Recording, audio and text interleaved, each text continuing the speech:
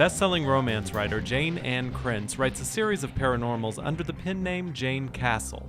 We caught up with Jayne at RWA and asked her about her upcoming book, her theory on why paranormal romance is so popular, and dust bunnies? How did I end up with 3 names? I always get asked that question. I have no good answer except that I never intended to have 3 names.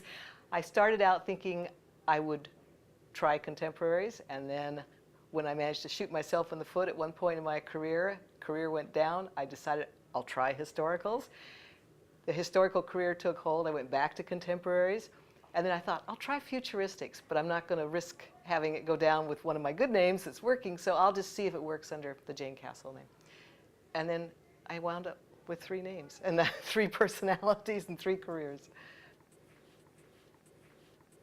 Paranormals have a lot in common, actually, for me, with writing historicals, because in both cases, it is a question of building a world, a believable world. The historical world in the romantic fantasy is as much of a world-building process as building it for vampires or werewolves or on a futuristic planet.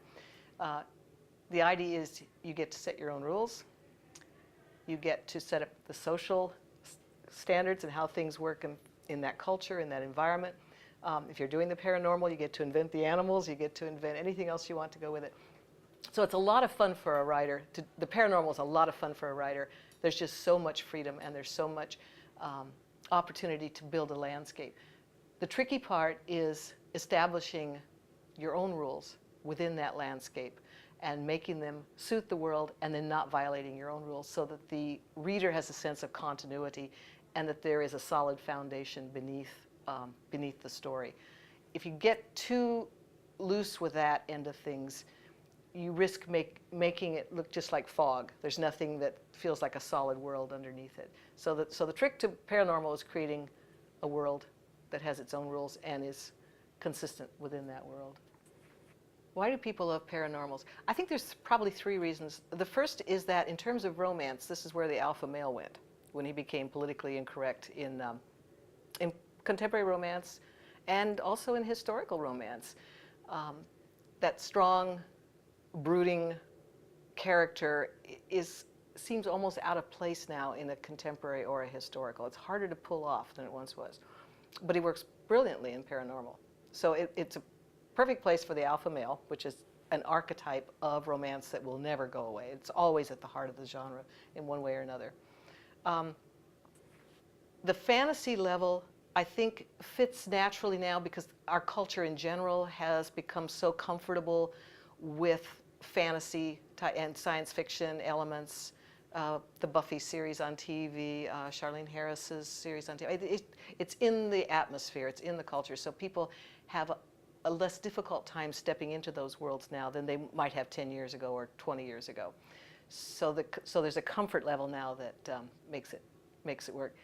And the third level is I think that when the world gets as dangerous as it has gotten, and we are all more aware of the dangers in that world, fantasy has to kick up a notch to match the real world in terms of the fear factor, because those conflicts drive the paranormal just like they drive the real world.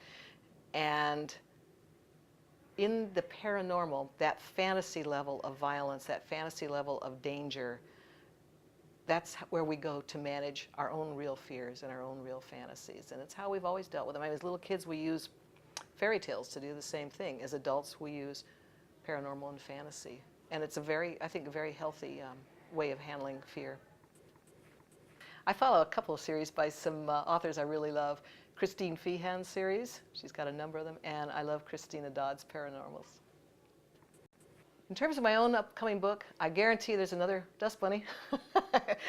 The dust bunny's name is Vincent, and Vincent is an artist. He's setting new boundaries for modern art on the planet of harmony. I'll leave it at that.